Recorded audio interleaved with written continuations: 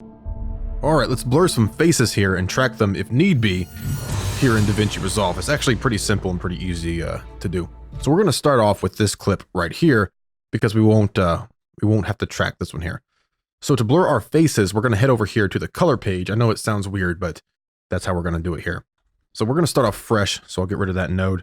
Alt S, give me a brand new node. Close my open effects for now. So the first thing we're going to do is head over here to our power windows, select that, and let's choose a shape that matches his face. So probably a circle, although we could draw something on around his face as well. But we'll just choose a circle.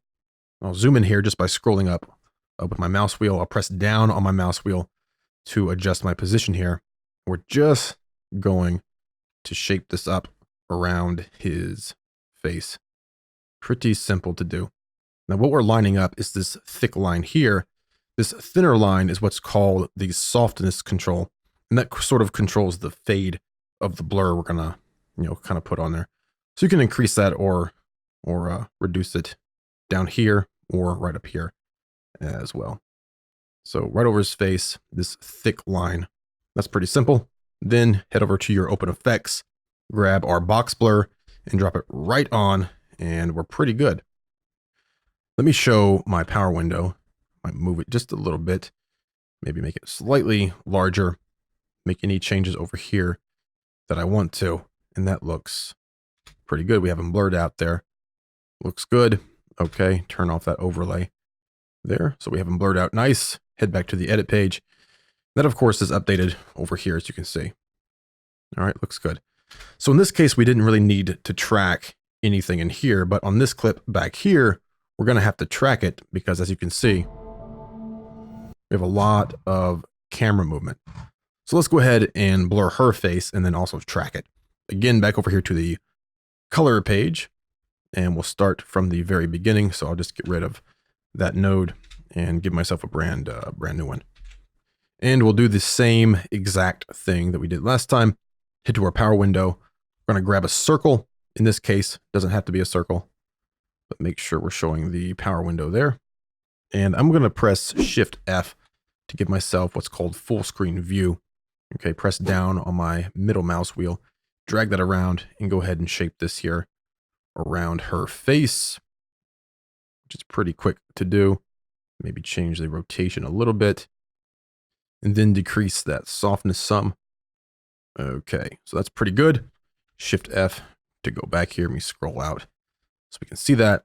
Now, of course, the problem is, whenever we scrub through this, it's losing her face. So we need to track it. So let's go ahead and head over here to our tracker. And since we placed our power window over her and we weren't on the first frame, we're going to need to track backwards and forwards. Let's go ahead and just track backwards and go ahead and let that finish. Boom, done.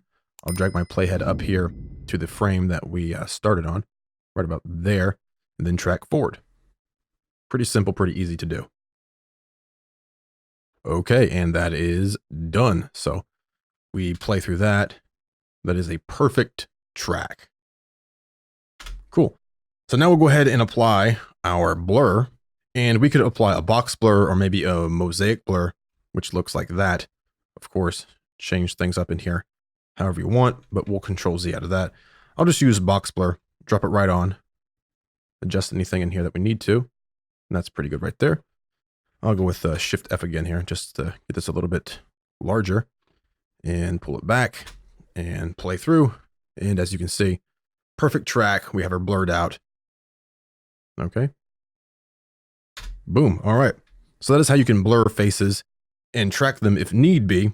One last thing you could do as more of like a creative effect, head back to your power window, and I can reverse this mask and then blur everything out except for her face, which might be kind of cool in some things. But of course, for this, doesn't make much sense. So let's go ahead and invert that again. Okay, cool. Head back to the edit window here, or the edit page, and we have that right here. Of course, it's going to go ahead and render for us because up here in our playback, we have our render cache set to smart. So that will go ahead and render for us, and we'll get smooth playback.